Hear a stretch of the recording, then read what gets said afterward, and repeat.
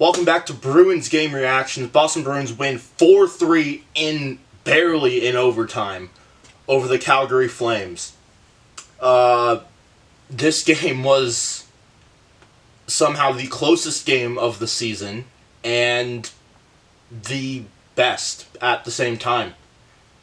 I don't quite know how that's possible. This is obviously just my opinion, but that is what I think. Probably their most complete game, still allowing 3 goals. Goes to show that there is more improvement. But really, other than the 3 mistakes, one of which wasn't even... 2 of which you don't expect to go in, quite frankly. Yeah, so really this game could have been 3-1. But the Flames have the best third period scoring percentage, and the Bruins have the worst. So, yeah. Let's get right into it. Korpisalo got the start. Here are the lines, or projected lines at least. These obviously aren't always going to be right, but this is what the lines were at morning skate. Yeah, Korpisalo gets the start. Not going to complain there. Swayman, he played alright. Didn't play great. Yeah, Korpisalo gets in. Swayman takes his spot on the bench. And the Bruins get up on the board early. 2 minutes in. David Pastrnak comes down the wing. Gets time and space with a little crossover move. Hampus Lindholm comes down the other side. Slides just into the outside slot. Pastrnak sends the puck over to him. Double clutches, pulls Dustin Wolf out of the net. Backhand into a wide open cage. That was just a highlight reel goal. Completely shocked that play even was able to develop that much when Pastrnak had 3 Flames players on him. Well, can't celebrate too early. Flames just barely escape an icing going down into the Bruins zone. Face off on the left side of Korpisalo. Justin Kirkland wins it. Sends it back to Tyson Barrie. Slapper from the point. Just beats him clean. Kind of reminiscent of the playoff series against Washington all those years ago. Braden Holtby was still their goalie. Don't know how long he hasn't been around for, but it's been a while, I know that. And yeah, so you go up from 1-0 on what is a beautiful goal to tied up at 1 so quickly. Like I said, 19 seconds, don't even have time to realize what the hell's going on, and game's tied again. And that was about it for the first period. Nikita Zadorov got another penalty. Oh well, it happens, I suppose. There were a lot of soft calls this game. Like, the past couple games, not even just the Leafs and Flames, but even going back a couple more, there's been some soft calls on both sides of the puck. Gotta learn to adapt. And unfortunately, that's something Zadorov hasn't really done. He's had issues adapting right now. I still think him and Lindholm are playing really well. Jim Montgomery really likes Lindholm. I have no complaints about that.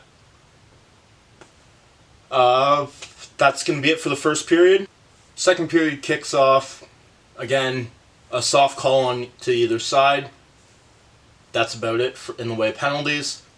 8.5 minutes in, Pavel Zacha heads up ice, sends the puck to David Pastrnak along the wing. Zacha goes to the front of the net, which is exactly what he should be doing. Pastrnak flips it up to him, barely gets the puck settled down, still bouncing even, and slaps it home for just a beautiful goal once again.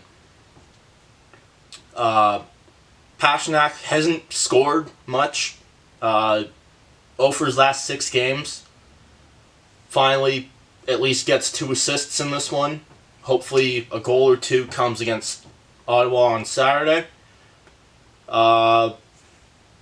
Definitely a really good middle half of the frame, as Cole Koepka and Charlie Coyle find each other for another goal just 31 seconds later. The announcement was barely done before the puck was in the back of the net again. Offside comes Calgary. Coyle wins it clean, sends it to Koepka, deflects off Calgary player's skate. Coyle comes up, picks it back up, takes it down the ice. Again, Cole Koepka right in front of the net.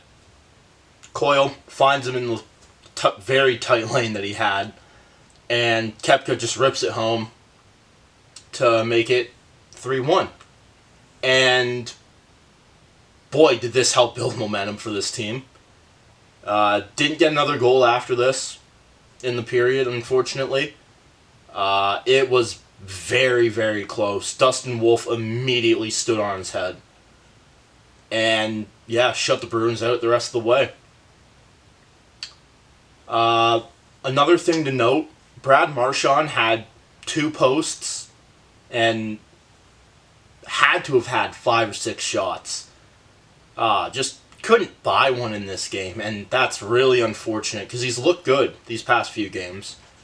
Taken a couple dumb penalties, but that's what's going to happen when he plays the way he plays. That's something that this team has learned to adapt and overcome,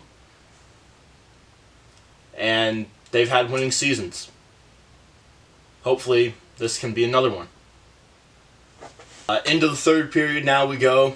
Brad Marchand took a bad penalty late, but as I just mentioned, you're going to improvise and overcome it. You're going to adapt and overcome it. Couldn't quite adapt to this one. Mackenzie Weegar takes a beautiful shot from the point, deflects off Kadri and Sharangovich's sticks rather. Barely beats Korpisalo. That's one that's going to happen, unfortunately. Not too much you can do about it. Next goal comes from Nazem Kadri. Obviously loves playing in the building. You almost knew he was going to get one tonight. I mean, he got a lucky one. He beat Korpisalo clean, but this shouldn't have been a goal. Not for anything the Flames did. Charlie Coyle comes in right up the middle with numbers, blows the tire, turns the puck over. Kadri says thank you very much, takes it the other way, toe drag, snipe right past Korpisalo. I mean, it was like Coyle was nearly in the slot when he blew the tire. It's one that's going to happen again, unfortunately. It's also a bad one. But after that, they were pretty much able to lock it down for the final 10 minutes of the game. And heading into overtime we go. Wow, was that the most entertaining 5 minutes of hockey I might have ever seen in my life. Back and forth, both goalies playing out of their minds. Korpisalo making beautiful save after beautiful save. Dustin Wolf had his fair share of saves as well in the overtime period. And unfortunately for Flames fans, he was the wall that broke. Brad Marchand just, like I said, couldn't buy one to save his life in this game. Finally beats Dustin Wolf and his posts with just a beautiful snapshot from just below the middle dot, or just below the dot, and that's all she wrote. This guy's been incredibly clutch this year when you need him. Obviously picked up the game winner in Toronto, picks up another game winner tonight. I mean, if he scores game winners for the rest of the season, I'm not going to complain. Especially if they're in the way these two have come, because they have been amazing goals. Other kind of key notes from this game, nothing really. This was Dustin Wolf's second game in a row. I don't think he's played many this season, or in his career at all, for that matter. You would like him to allow more than 1 every 12 shots. Sorry, that number was actually much lower. 4 for 36, I believe, was the final number. I'm not doing that off the top of my head. Korpisalo played incredibly well tonight. Like I said, 2 of those 3 goals, not his fault. I mean, you want to have them back. You want to have every goal back, though. Nothing you can do, unfortunately. Next game is against Ottawa in Boston. If you want to be that guy, you start Ullmark and Swayman. I don't think that's going to be what happens, unfortunately. I think Ullmark gets the start because they seem to have a solid back-to-back rotation going, as they're on a 3-game losing streak. Ooh. I mean, Korpisalo's been the guy, man. Like, if you don't, you gotta at least show him that you trust him. I get that Swayman hasn't played well. He also isn't getting the defensive performances that Korpisalo is getting. I think you give Korpisalo this next game. Give him a bit of runway here. Let him get acquainted and stretch his legs a bit. Obviously, you're paying the guy $8.25 million to sit on the bench. Not the most ideal of ideal situations. Sometimes, though, when you don't have a training camp, that's what you need to do. I'm not trying to make excuses, but I don't know. This seems to really shake him off. I don't think he's this bad, as this season has shown.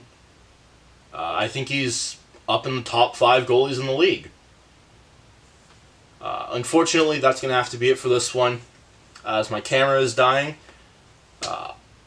Thank you all so much for watching. Once again, last video hit 200 views. Shout out to Leaf fans for that one. Really appreciate that. Thank you all so much for watching. Click like if you like. Click subscribe if you really like. And oh baby, the rat's coming.